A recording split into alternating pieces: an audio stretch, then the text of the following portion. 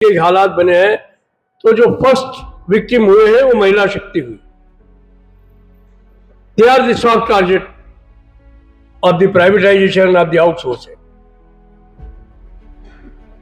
तो इससे पहले कि आपके ऊपर कोई हमला हो, आपके रोजगार पर हमला हो, आपकी प्रोन्नतियों पर हमला हो, आपके कैरियर प्रोग्रेशन पर हमला हो, तो आपको तैयार होना पड़ेगा। कहते हैं कि कलयुग में संघर्ष के अलावा कोई रास्ता नहीं है, तो इसलिए अपने को संघर्ष के लिए भी तैयार कर।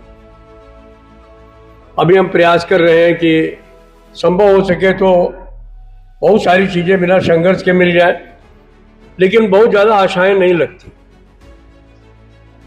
और एक प्रयास हो रहा है सरकार की तरफ से कि धीरे धीरे आउटसोर्सिंग के माध्यम से, कॉन्ट्रेक्चुअल सर्विसेज के माध्यम से, एनुअल मेंटेनेंस के माध्यम से जो काम आपके हाथ में है वो आपके हाथ से छीन लिया जाए।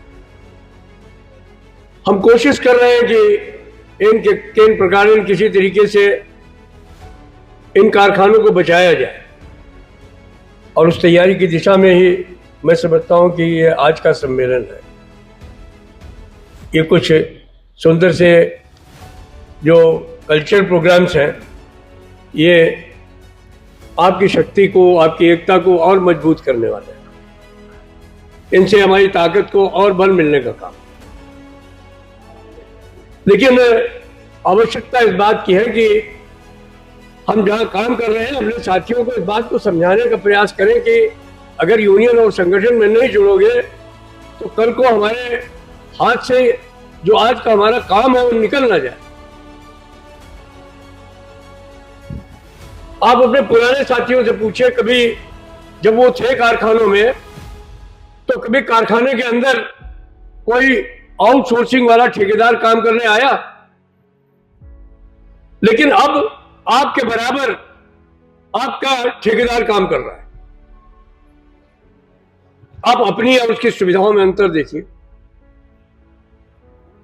उसको कितनी तनख्वाह मिलती है, उसको कितने घंटे काम करना पड़ता है, उसके लिए कोई सोशल सिक्योरिटी है कि नहीं है, उसका बीमा है कि नहीं है, उसके लिए कोई जो है वो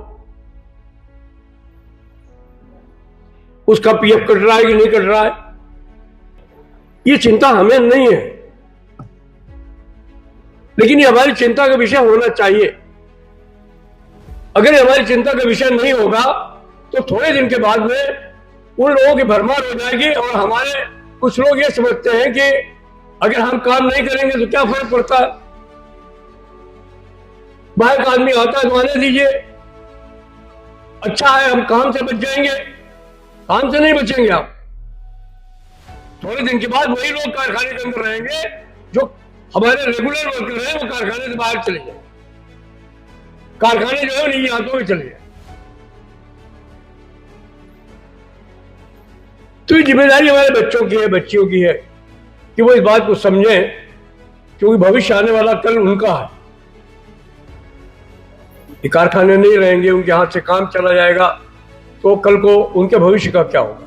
जो सपना देख करके वो काम के लिए आए हैं यहाँ पर, वो सपना टूट जाएगा, सपने बिखर जाएंगे। अगर उन सपनों को बचा करके रखना है तो निश्चित तौर पर हमें इकट्ठा होना पड़ेगा, और इकट्ठा ही नहीं होना होगा, हमें संघर्ष के लिए तैयार होगा।